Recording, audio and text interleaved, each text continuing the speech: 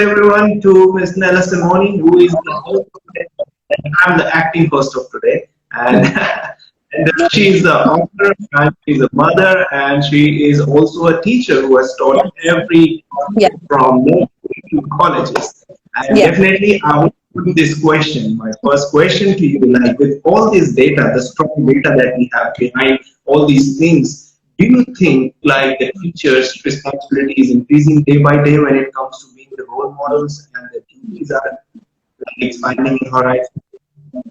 Yeah, it's definitely increased. We um, have shifted so much in the past, however long it has been. But yes, going back to what you said, teachers do make a huge impact. I mean, I have teachers to this day I can say have made a huge influence on me. When I was in kindergarten, I actually didn't, English isn't my first language. I didn't know many words. I had to rely on whatever I learned from the television Sesame Street. I learned a lot of English from watching Sesame Street. My kindergarten teacher told my mom, bring her in about like half an hour before school starts, and I will work with her. Like, just, no extra pay. No, she took 30 minutes of her time in the morning to help me Amazing. learn English. Yeah, to help me with grammar, and she made a huge impact. Like, she didn't have to do that. She wasn't required to. She just volunteered and knew that I struggled with the language, and to this day I owe her so much for being able to do that. And that is just something that I take and do with my own students. If they need extra help, if they want to spend time, anytime, like, there's no stupid question. There is nothing, just, let me know, and I will spend that extra time with you. And if I notice that they themselves are struggling with something, I'll ask them, like, do you need extra time? Do you want us to spend more time in this area? Yeah, so my kindergarten teacher doing that to me years ago, many, many moons ago, I take that and I try to pass that forward as my own experience as a teacher. Amazing. Beautiful, beautiful. So, like, what you have learned is basically what you are applying. How do you think, like, the role has changed over a period of years? The teaching role has changed like when you are in connect with the students. How do you think it has changed, like, when you started your career and to now? So technology has been both beneficial and has been a disadvantage for teachers and students.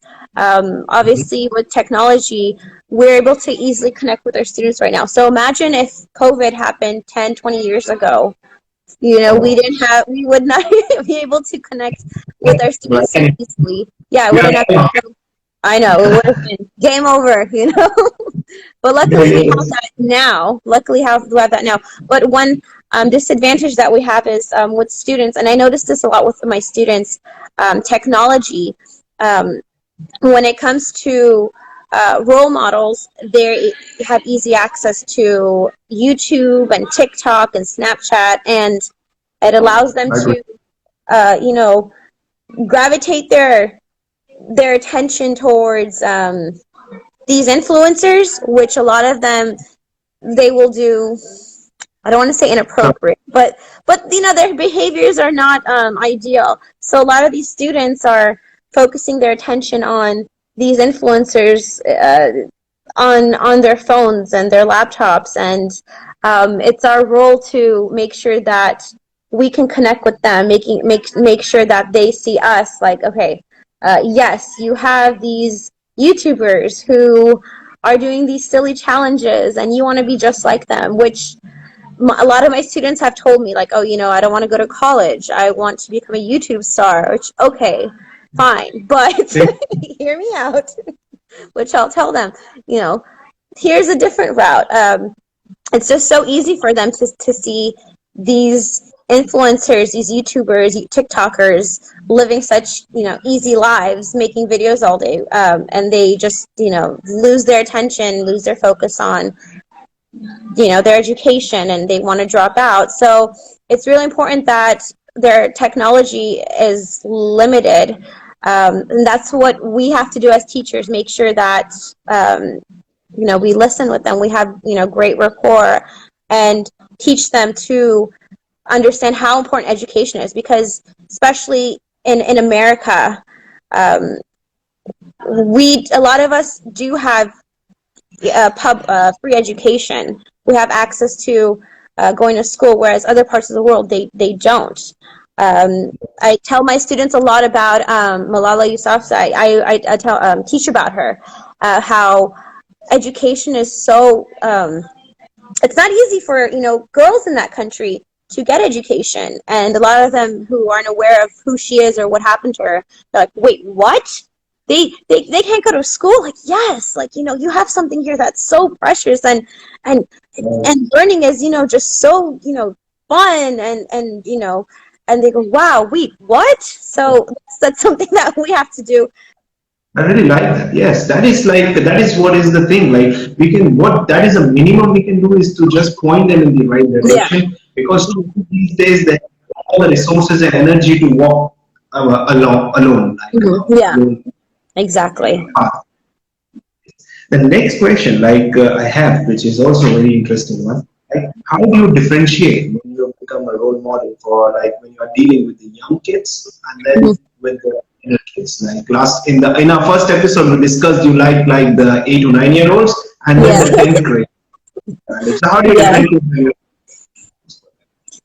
Well, the best we can do is just be their friends and listen to them. My students, they do see me as their friends. They look at me and they say, "Oh, you're so young and you're so cool," and I say, "Thank you," but they still see me as their mentor and their teacher. So we have that advantage because, one, we're not their parents. Two, and two, we're their mentors. We're there to connect with them about whatever topic it is. My students, they're constantly with their strange lingo and jargon, like their words, like they'll say these things. I'm like, oh, what does that mean? Like, for the longest time, I had no idea what fleek was. I'm like, I know they don't use that anymore, but they constantly say it. I'm like, why are you saying that? What is that?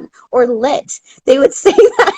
They're like, oh, you don't know what it is, and we would connect. I'd want to learn stuff, what's cool with them, and what's in with them, and that's one way. Yeah, exactly, and that's one way we would connect with them. And then I would say, oh, when I was a kid, this is what we would do, and this is the music that we would listen to, and I'm a huge fan of classic rock, and I would play, classic rock or pop music, and we'd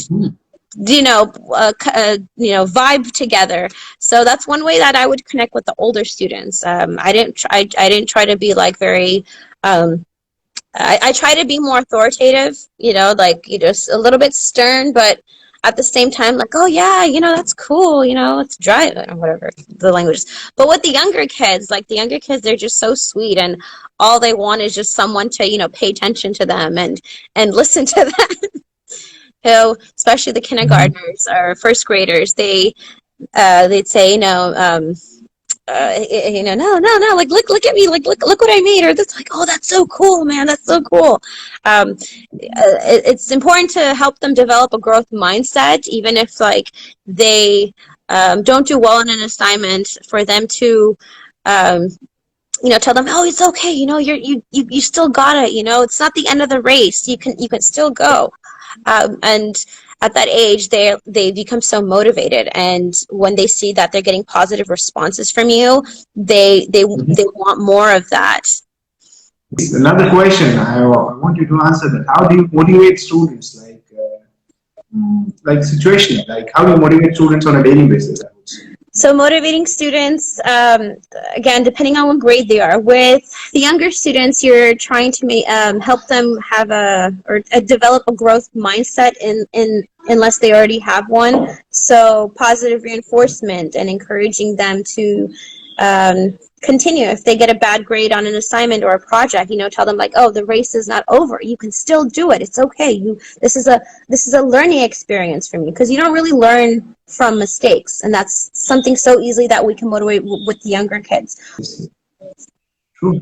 Right. I mean, we shared quite a few experiences, and I think we answered all the questions also today. Mm-hmm. So, I'd like to say goodbye to everyone. Bye, everyone.